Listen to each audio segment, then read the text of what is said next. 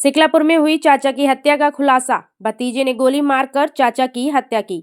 थाना कोतवाली पुलिस ने सिकलापुर में हुई हत्या की गुत्थी सुलझाते हुए मुख्य आरोपी को गिरफ्तार कर लिया। पुलिस के अनुसार मृतक दयाशंकर की हत्या उनके ही भतीजे ऋतिक ने संपत्ति हड़पने और निजी रंजिश के कारण की थी। हत्या को अंजाम देने के बाद आरोपी ने खुद को निर्दोष साबित करने और दूसरों को फंसाने के लिए झूठा मुकदमा भी दर्ज कराया था। पुलिस के मुताबिक 17 मार्च 2025 की रात ऋतिक ने पहले अपने घर की बिजली काटी और फिर अपने चाचा दयाशंकर को गोली मार दी। वारदात के बाद उसने हत्या में इस्तेमाल तमंचा, कारतूस और बिजली काटने के औजार, पेचकस व प्लास को अपने घर के नीचे बनी दुकान में छिपा दिया। घटना के बाद पुलिस ने ऋतिक की तहरीर पर 5 लोगों के खिलाफ मुकदमा दर्ज किया, लेकिन जब जांच आगे बढ़ी तो मामला पूरी तरह उलट गया। गहन पूछताछ और साक्ष्यों के आधार पर पुलिस ने 18 मार्च 2025 को ऋतिक की गिरफ्तारी कर ली। पूछताछ में उसने अपना जुर्म कबूल किया और बताया कि दयाशंकर की कोई संतान नहीं थी, इसलिए वह उनकी संपत्ति हड़पना चाहता था। साथ ही उसने चाचा पर अपनी पत्नी उर्वशी पर गलत नजर रखने का भी आरोप लगाया। पुलिस ने आरोपी की निशानदेही पर हत्या में इस्तेमाल किए गए हथियार और अन्य सामान बरामद कर लिए। पुलिस ने आरोपी के खिलाफ आवश्यक कानूनी कार्यवाही शुरू कर दी है और उसे जल्द ही न्यायालय में पेश किया जाएगा। सर, एक भतीजे ने अपने चाचा की गोली मार के हत्या कर दी। क्या मामला है, इसके पीछे कारण क्या निकल के आया?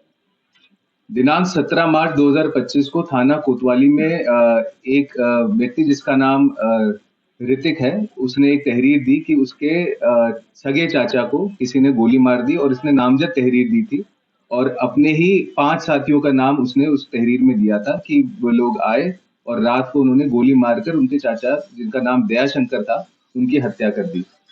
इसमें जब मौके पर पहुंचा गया और सूचना मिलने पर और जब जांच की गई तो इसमें यह सामने आया कि जो वादी मुकदमा था, जिसका नाम ऋतिक है, वह खुद ही इसके अंदर अक्यूज है और उसने ही ये हत्या कारित की। तो इसका जो कारण था, पूछताछ में ये सामने आया कि जो इसके चाचा हैं, इनके वारिस कोई नहीं है और इनके पास में थोड़ी संपत्ति थी, जिस संपत्ति को लेके इस व्यक्ति को यह आशंका थी कि ये संपत्ति किसी को बेच देंगे और इसे कुछ नहीं मिलेगा इस संपत्ति में। यह सोचकर ऋतिक ने अपने ही सगे चाचा की हत्या कर दी कि वो संपत्ति उसको मिल जाएगी। और इसमें दूसरा एंगल ये था कि अपने ही जो साथी जिनके साथ इसकी रंजिश थी पहले से, उन साथियों को भी ये उस हत्या में फंसा देगा। तो इसने ये पूरा षड्यंत्र रचा और अपने घर की इसने लाइट काटी।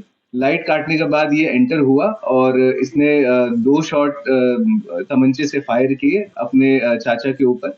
उसकी ऑन द स्पॉट उसकी डेथ हो गई और बाहर आके इसने वापस बिजली का तार जोड़ दिया।